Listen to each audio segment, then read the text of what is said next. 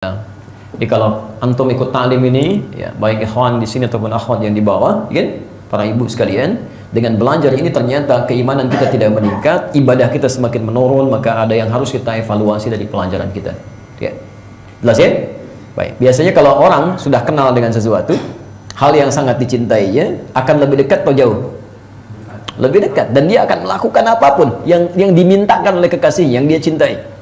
Maka bagaimana dengan orang yang sangat dekat dengan Allah Subhanahu wa taala? Makanya nanti iman dibagi tiga di Quran. Ada iman standar yang biasa, ada iman yang mulai menguat, ada iman yang sangat kuat. Iman standar diungkapkan dengan kata amanu. Amanu, itu standar. Yang mulai menguat diungkapkan dengan kata yu'minun. Ya, kalau sudah kuat diungkapkan dengan kata al-mu'minun. Ya. Saya lukiskan begini misalnya. Subuh jam berapa adzan di sini? 4.45 saya. 4.45. Baik. Saya sering ungkapkan ini 4.45. Baik. Maka orang yang semakin kenal dengan Allah, imannya menguat, Masya Allah. Lihat sini, kita akan lihat turunan-turunannya. Iman standar, amanu. Ya. Amanu misalnya, yang masih standar, kadang naik turun, kadang naik, kadang turun. Ya. Baik, pelan-pelan, naik melakukan amal saleh, turun dengan mengerjakan maksiat. Yazid wa yanqus kata Nabi. Ya. Karena itu Anda tidak akan pernah temukan kalimat amanu di Quran kecuali bersanding dengan amal saleh untuk menaikkan kadarnya.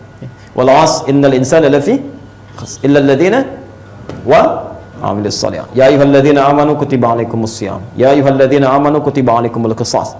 La ayyuhalladzina amanu la yaskhar qaumun min qaum. Selalu amal saleh setelahnya. Ya, ini iman standar.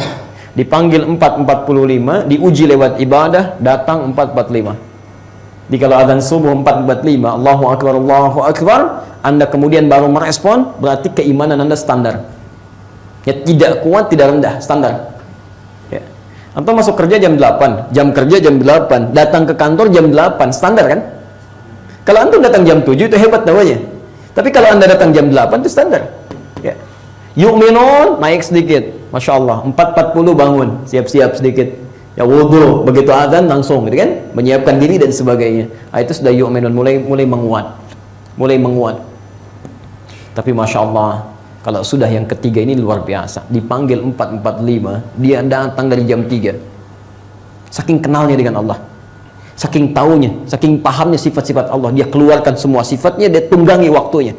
Allah punya sifat Ghafur. Kapan waktu Ghafur yang diturunkan? Oh, ternyata menjelang fajar, di sepertiga malam akhirnya. Maka dia akan cari, dia buru itu.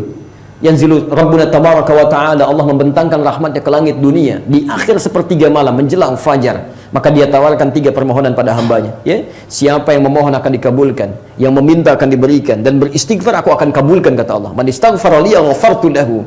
Maka karena kenal sifat itu dia buru, dia keluarkan. Dia bukan cuma dihafal. Ghafur ada di mana di Quran, ada di mana di hadis, kapan itu diberikan kepada hambanya, dia tunggangi, dia kejar. Itulah al-mu'minun. Al-mu'minun.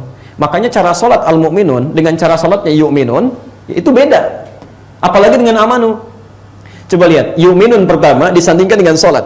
Alladzina yu'minuna bil ghaib wa yuqimunas shalah. Tapi ketika berbicara al-mu'minun, tingkat iman paling kuat, salatnya bukan sekedar salat. Quran surah 23 ayat 1 dan 2. Qad aflahal mu'minun alladzina hum fi salatihim khashi'un. Ditambahkan kekhusyuan dalam salatnya lain. Ya, Masya Allah, panggil jam 4, dia bangun jam 3.